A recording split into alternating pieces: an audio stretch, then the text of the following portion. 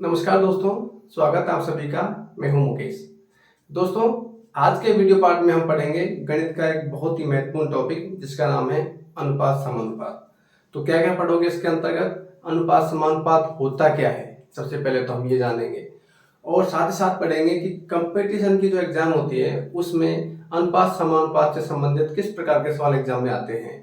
और जीरो से लेकर, यदि आपको अनुपात समानुपात के बारे में अभी तक कुछ भी नहीं मालूम, तो आपको सब कुछ यहाँ पर बड़ी आसान तरीके से समझाया जाएगा। और मेरी गारंटी है इस बात की कि इस वीडियो पार्ट को देखने के बाद में आपको इतना कॉन्फिडेंस डेवलप होगा कि आप कोई भी सवाल गलत कर ही नहीं पाओगे। ये मेरी गारंटी है आपसे। इससे आगे मैं 2-3 पार्ट और अवेलेबल कराऊंगा अनुपात समानुपात के, ताकि कोई भी ऐसा तरीका, कोई भी ऐसा सवाल हो जो छूटे ना। ठीक है, तो बनिए रहिए हमारे साथ। देखते हैं अनुपात समानुपात होता क्या है। सबसे पहले हम अनुपात की बात करते हैं, रेशो की बात करते हैं। ये अनुपात होता क्या है? देखो, अनुपात क्या होता है कि किन्हीं भी दो समान प्रकार की राशियों के मध्य जो संबंध स्थापित करता है वो कहलाता है अनुपात। तो समान राशि का मतलब क्या होता है? जैसे मान लो अनुपात का चिन्ह ये होता है ना। जैसे मैं लिख दिया 1:2, तो ये भी संख्या है और ये भी संख्या है। तो इन समान प्रकार की राशि होगी कि नहीं, बताओ? दोनों संख्या है, इनके बीच संबंध दिखा दिया इन्होंने, इसको बोलते हैं अनुपात। तो संबंध कैसा है? देखो, 1:2 का मतलब ये हुआ कि ये जो संख्या है 2, इस 1 से दोगुनी है। या आप ये बोल सकते हो कि ये जो संख्या है 1, ये 2 से क्या है? आधी है। तो आप देख सकते हो संबंध ने जो अनुपात है उसने इन दोनों राशियों के बीच में क्या स्थापित कर दिया? संबंध। और यही कहलाता है कि अनुपात।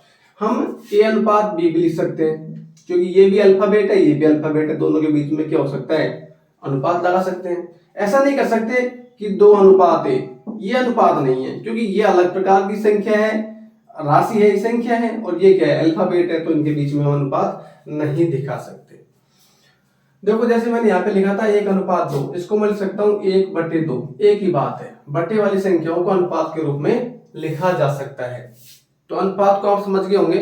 अनुपात होता क्या है कि किन्हीं दो प्रकार की राशियों के मध्य जो संबंध दिखाता है वो कहलाता है अनुपात। ठीक है, अनुपात को हम बटे के रूप में भी लिख सकते हैं। अब बात आती है किसकी दोस्तों? समानुपात की। कि समानुपात क्या होता है? तो दोस्तों, समानुपात होता है जब दो अनुपात बराबर हो जाए ना, उसको समानुपात के द्वारा प्रदर्शित करते हैं। जैसे मैंने यहां पे लिख दिया A:B। ये जो अनुपात है ये बराबर है C:D के। यानी कि ये दोनों अनुपात आपस में क्या है? बराबर है।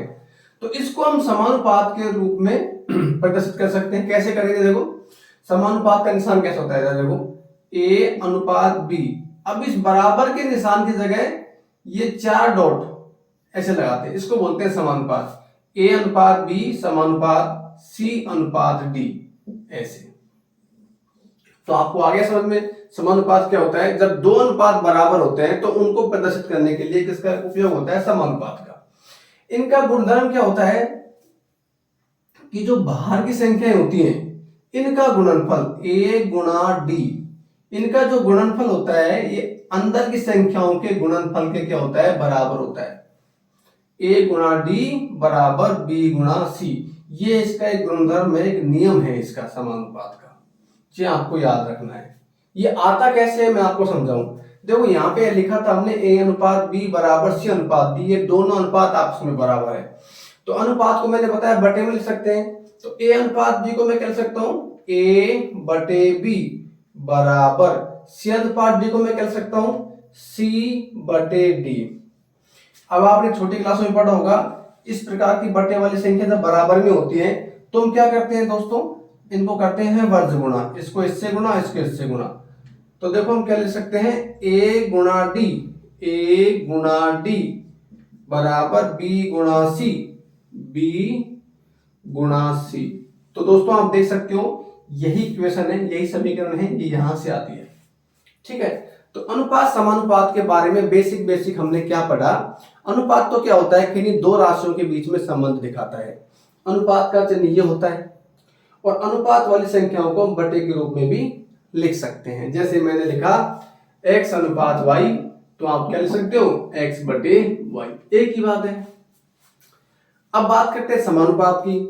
तो समानुपात कब काम में लिया जाता है?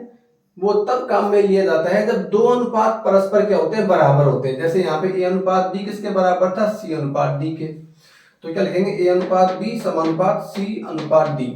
इसमें गुणधर्म क्या लगता है कि जो बाहर वाली संख्याएं होती हैं, बाह्य संख्याओं का अनुपात गुणा बराबर आंतरिक संख्याओं का गुणा।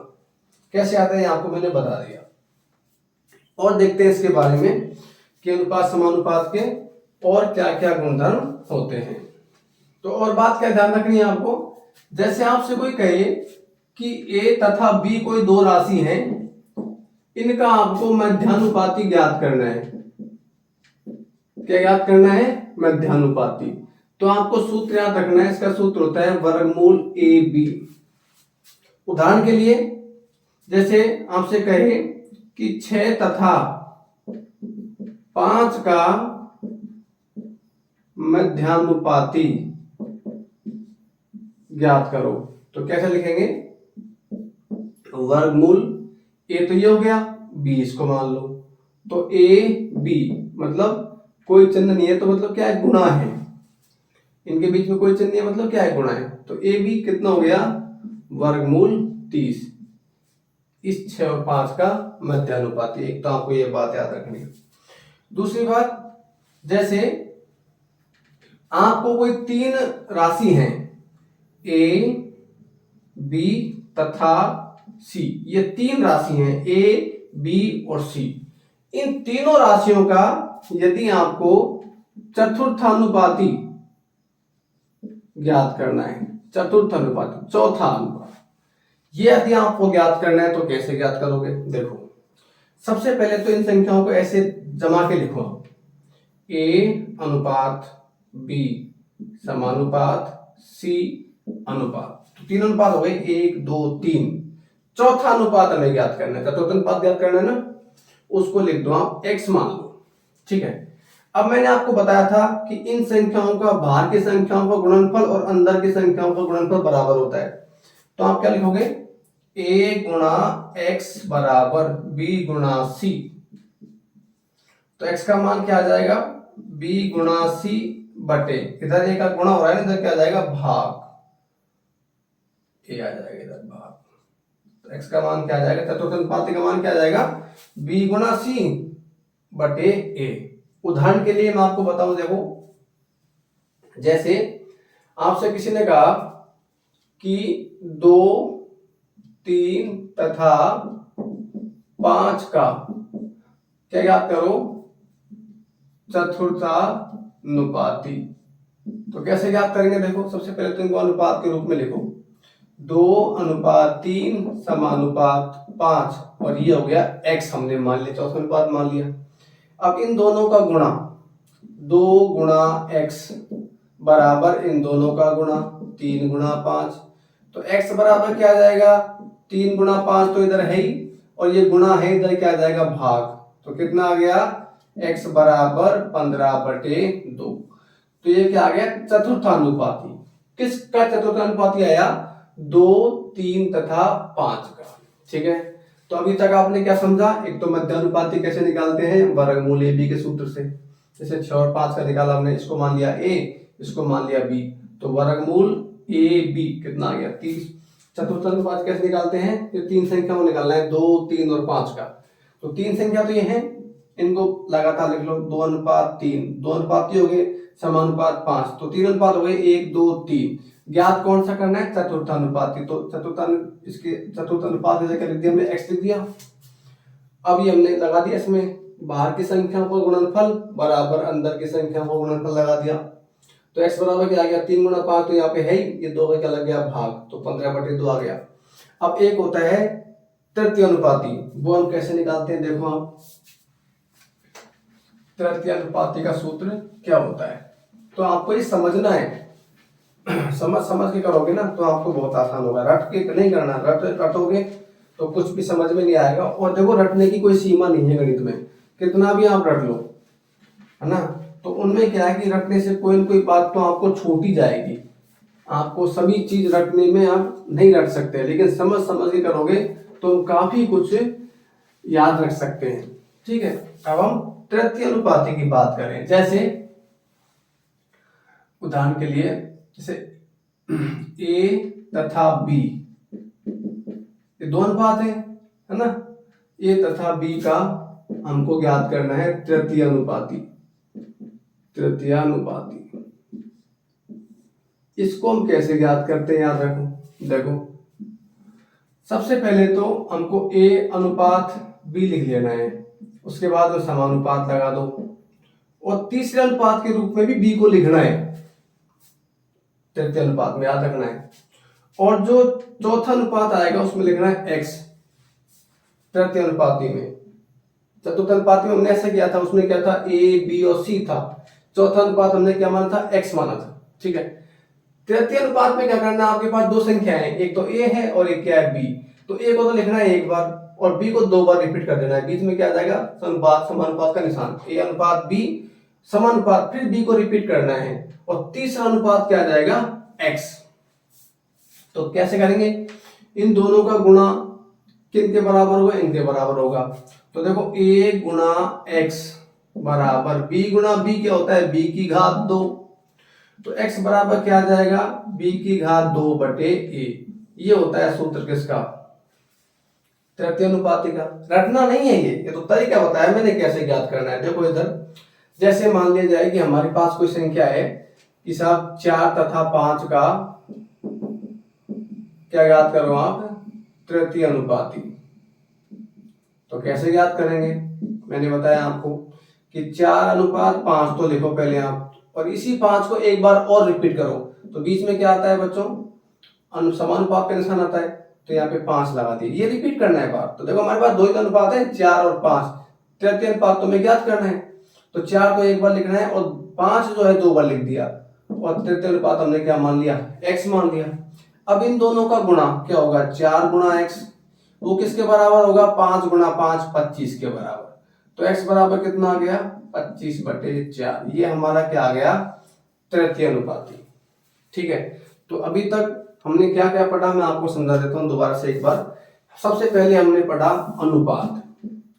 तो अनुपात क्या होता है, किन्हीं भी दो राशियों के, समान राशियों के बीच में संबंध जो दिखाता है वो कहलाता है अनुपात। अनुपात को हम इस चिन्ह के रूप में प्रदर्शित करते हैं। जैसे मैंने दिया a अनुपात b, तो इसको मैं क्या लिख सकता हूँ, a बटे b भी लिख सकता हूँ। उसके बाद में हमने पढ़ा था समानुपात। तो समानुपात क्या होता है, जब कोई भी दो अनुपात बराबर होते हैं तो उन्हें हमें समानुपात के रूप में लिखते हैं। जैसे a अनुपात b ये बराबर है c अनुपात d के, तो हम क्या लिख सकते हैं बताओ, a अनुपात b समानुपात c अनुपात d, ऐसे लिख सकते हैं। इसको हल करने का तरीका मैंने बताया था आपको कि बाहर की संख्याओं का जो गुणा होता है अंदर की संख्याओं के गुणाओं के बराबर होता है। जैसे a गुणा d बराबर b गुणा c। उसके बाद में बताया था मैंने आपको मध्यानुपाती, कि किन्हीं भी दो संख्याओं का मध्यानुपाती, a और b कोई दो संख्याएं हैं तो इनका मध्यानुपाती क्या होता है, a b होता है। ठीक है, उसके बाद में बताया था मैंने चतुर्थानुपाती और तृतीयानुपाती। अब किस किस प्रकार के सवाल इसमें आते हैं वो आप देखो। इस सवाल को देखिए, यदि a अनुपात b बराबर 5 अनुपात 7, ये हमें दे रखा है, और सवाल पूछ रहा है कि 3a प्लस 5b अनुपात 5a माइनस 3b ज्ञात कीजिए कि इसका मान क्या होगा। तो कैसे करेंगे, देखो 3a प्लस 5b अनुपात 5a माइनस 2b। तो अनुपात को मैंने बताया था आपको बटे के रूप में लिख सकते हैं, तो मैं इसको बटे के रूप में लिख रहा हूं, 3a प्लस 5b बटे 5a माइनस 2b लिख दिया। ठीक है, अब हमें क्या करना है, a और b का मान रखना है इनमें। तो a और b का मान कैसे रखेंगे वो आप थोड़ा सा ध्यान रखना। कैसे रखेंगे, देखो 3 की जगह तो मैंने 3 रख दिया, इस 3 और a के बीच में कोई चिन्ह नहीं है, मतलब गुणा का चिन्ह है, जाहिर सी बात है। तो मैं इसको कोष्टक में लिख देता हूँ, इसको a के मान को। a के मान कैसे लिखोगे, देखो यहाँ ए का जो अनुपात है वो किसके बराबर है, 5 के बराबर है, और बी का जो अनुपात है वो 7 के बराबर है।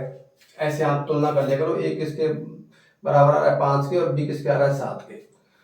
तो ए के साथ में 5 आ रहा है, इसके बराबर आ रहा है अनुपात इसका, तो ए की जगह आप 5 ना लिखकर 5x लिख दिया करो। ठीक है, ये क्या है, इसका एक संगत, इसकी तुलना कर रखी है ए की 5 से। ए का मान जो बराबर 5 नहीं है, मैंने बताया था अनुपात क्या करता है, संबंध दिखाता है। तो ए का संबंध किससे, 5 से, 5 के बराबर नहीं है, इसकी तुलना कर रहा है ए की किससे, 5 से।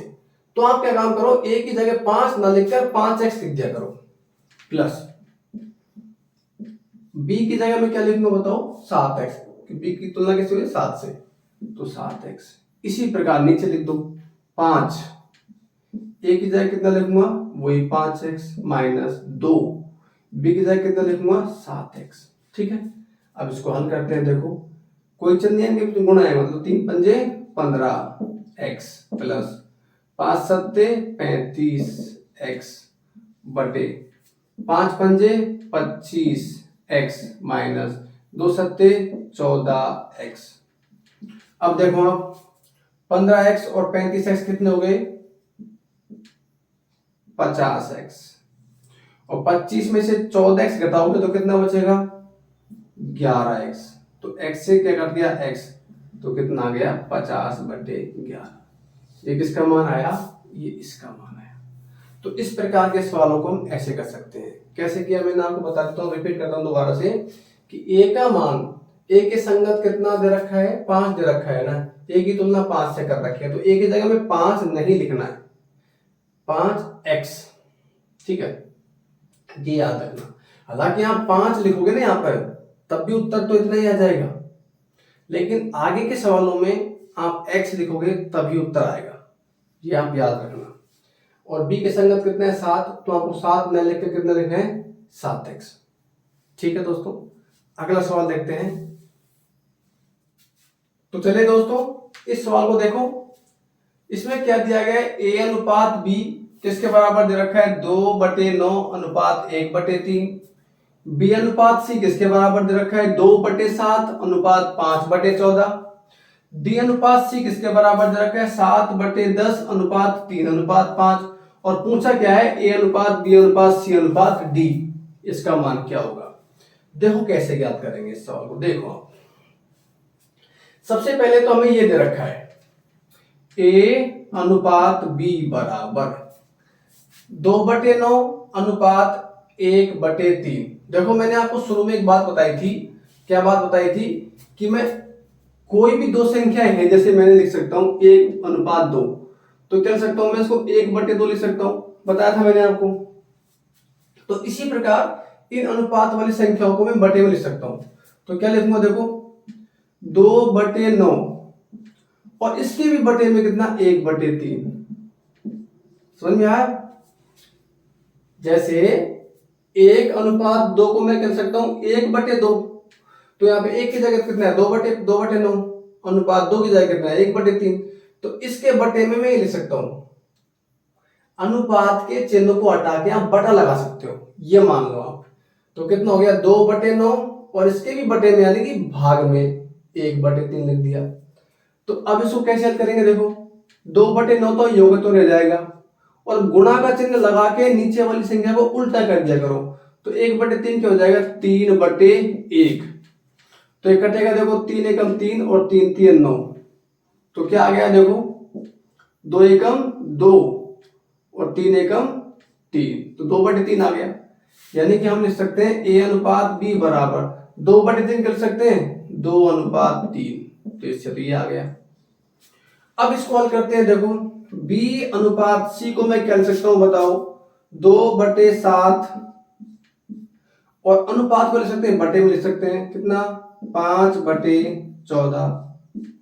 अब ऊपर की संख्या तो सेम टू सेम रहेगी और नीचे की संख्या गुणा होके क्या हो जाएगी, उल्टी, 14/5, 7 एकम 7, 7 दूनी 14, तो 2 दूनी 4, 1 पंजे 5। तो क्या आ गया, b अनुपात c बराबर कितना आ गया, 4/5। इसको नोट कर लो आप।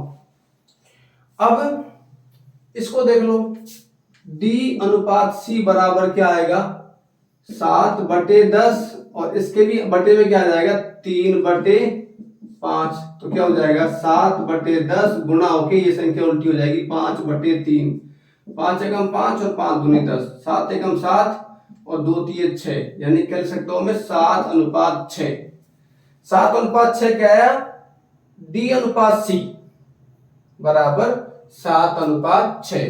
तो D अनुपात C को मैं कह सकता हूं C अनुपात D लिख दिया मान लो मैंने, क्योंकि मेरे C अनुपात D काम में आएगा।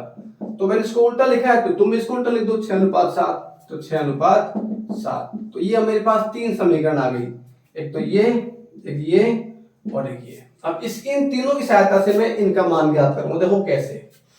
सबसे पहले तो मैं A अनुपात B अनुपात C ज्ञात करूंगा, उसके बाद में A अनुपात B अनुपात C अनुपात D ज्ञात करूंगा। तो A अनुपात B अनुपात C कैसे ज्ञात करूंगा देखो। सबसे पहले तो तुम A अनुपात B लिखो। A अनुपात B देखो ये रहा, A अनुपात B लिख दिया। अनुपात B कैसे देखो ढंग से और समझ लो इस बात को। A अनुपात B अनुपात C कैसे निकालेंगे। सबसे पहले तो आप A अनुपात B लिख दिया करो ऐसे, ठीक है। अब ये लिख दिया तुमने, अब लिखो B अनुपात C। तो B अनुपात C ये रहा, तो B के नीचे B लिखो और अनुपात C। अब मान रखो देखो कैसे। A अनुपात B कितना है 2:3, 2:3। B अनुपात C कितना है, यहां लिखो इसको 4:5, तो 4:5। अब देखो क्या आएगा बराबर में, इन दोनों को तो गुणा कर दिया करो आप। तो क्या गया 3 चौके 12। अब इसको तो कर दो इससे गुणा, 4 दूनी 8 और इसको कर दो इससे गुणा, मतलब इन दोनों को आपस में गुणा कर दो, इन दोनों को आपस में गुणा कर दो, 3 पंजे 15। तो ये आ गया हमारा A अनुपात B अनुपात C। कैसे याद किया, सबसे पहले तो आप लिख दो A अनुपात B और B के नीचे B लगा के B अनुपात C लिख दो। इन सब का मान रख दिया। A अनुपात B कितना है 2:3 आया और B अनुपात C कितना है 4:5 हमने निकाला है ये। अब ये ऊपर नीचे संख्या को तो गुणा करते हैं हमेशा, तो 4 तिये 12 आ गया। इस 2 को 4 से कर दो 8 और 4 5 तिये 15। तो ये आ गया A अनुपात B अनुपात C। अब ये मुझे ये निकालना है फाइनली कैसे, A अनुपात B अनुपात C अनुपात D कैसे निकालेंगे देखो। सबसे पहले तो ये अभी हम निकाला, इसको लिख दो A अनुपात B अनुपात C, A अनुपात B अनुपात C। अब क्या लिखोगे देखो, ये तो हमने लिख दिया है ना। अब लिखोगे C अनुपात D, तो C के नीचे C लिखो C अनुपात D। तो A अनुपात B अनुपात C कितना आया 8:12:15 और C अनुपात D, C कितना है 6 अनुपात D कितना आया 7।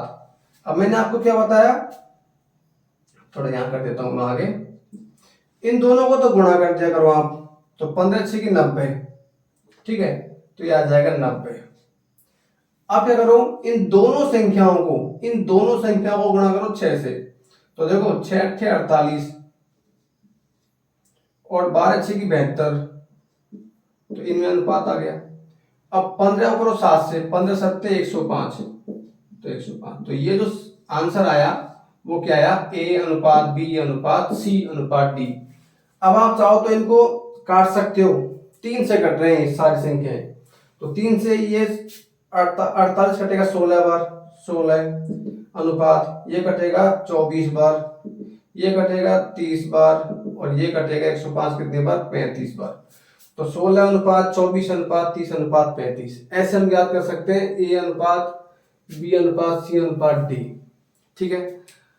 तो दोस्तों ये वीडियो का पहला पार्ट है और इससे नेक्स्ट पार्ट भी आएंगे 3 4 जो भी है जितने भी पार्ट। तो इसके अंतर्गत आपको कोई भी समस्या आई हो, कोई भी सवाल, कोई भी क्वेरीज हो कि यहाँ पे कौन क्या कैसे क्या किया है, तो वो आप कमेंट बॉक्स में जरूर लिखिएगा। और आपको यदि ये वीडियो हमारा पसंद आया हो तो प्लीज़ वीडियो को लाइक और शेयर जरूर कीजिएगा। और आप में से कोई भी हमारा नया दोस्त इस चैनल पर पहली बार आया है तो जो लाल जो सब्सक्राइब वाला बटन है उसको दबा के ब्लैक कर दीजिएगा और घंटे का बटन भी दबा दीजिएगा, ताकि जो नया से नया वीडियो हम डालते रहें आपको उसका नोटिफिकेशन आपके पास जल्दी से जल्दी पहुंचे। मिलते हैं दोस्तों अगले पार्ट में, तब तक के लिए स्वस्थ रहिए, मस्त रहिए, नमस्कार।